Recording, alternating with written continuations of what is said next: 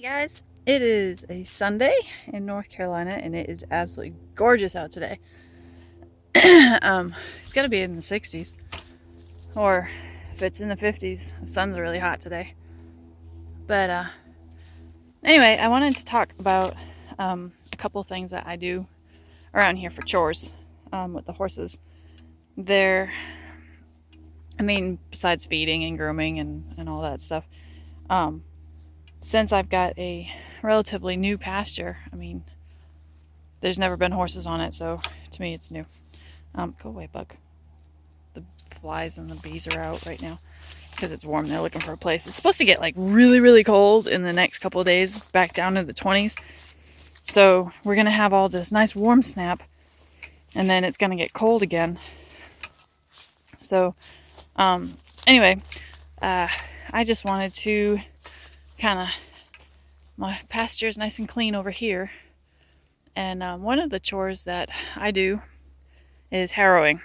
And a lot of people don't like it. They think it's terrible, it's gross, it's like mucking stalls. But mucking stalls to me is way worse because it stinks, and horses shouldn't be locked up in a stall, and they pee all over everything and they poop everywhere and they stand in it and it smells and it's disgusting. But out here in the pasture you get piles. So those two piles over there, there's a couple piles up there. I was out here earlier today and then I kind of got distracted, but I come out every 2 to 3 days with my trusty rake and a harrow. Why do I do this by hand? Well, one is we just moved here and I don't have anything to do it with. That's gonna be mechanical. I have a dethatcher, which would kind of work, but I don't know if it'll work all that great because of all the hay and everything. It might just pull up the hay that's here, in the ground. But if I don't put any weight on it, it might work. But I don't know. But there's a reason I do it by hand, simply because they're new here. We've only been here for 2 weeks, and I want to make sure that their bellies are doing what they're supposed to be doing. And if I do it by hand, I can see the consistency of it. I can see if there's any worms in it or any eggs or any deformities, if it's the right color, if it's greasy, if it's red or black or brown or green. I kind of can adjust their feed to go along with it. If it's hard, compact, if they're constipated a little bit, or if it's too loose, I can adjust what I'm feeding them. Because I know what's out here, but I really don't know what's out here because I haven't analyzed it.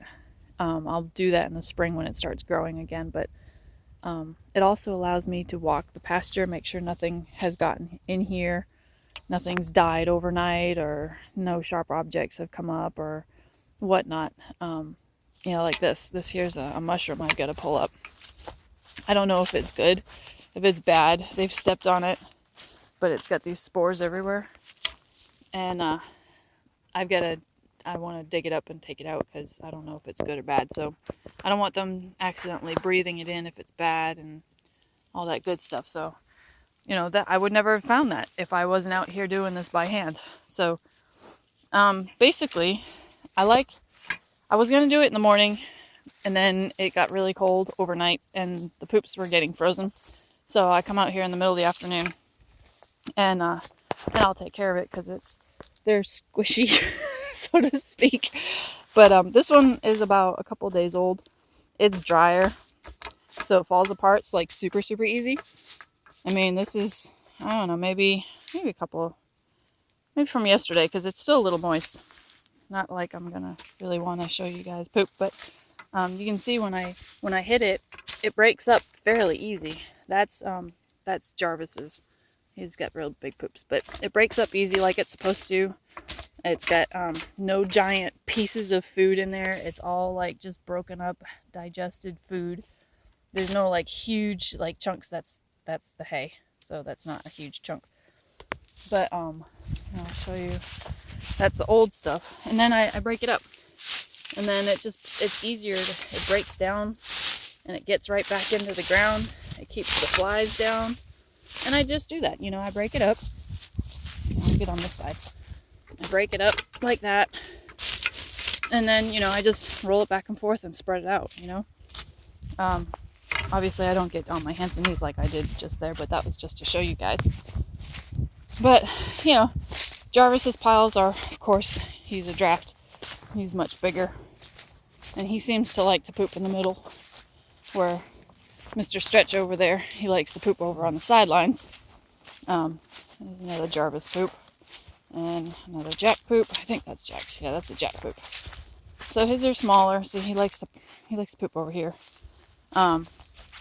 These are from the other night, and his is, you know, this is a little darker.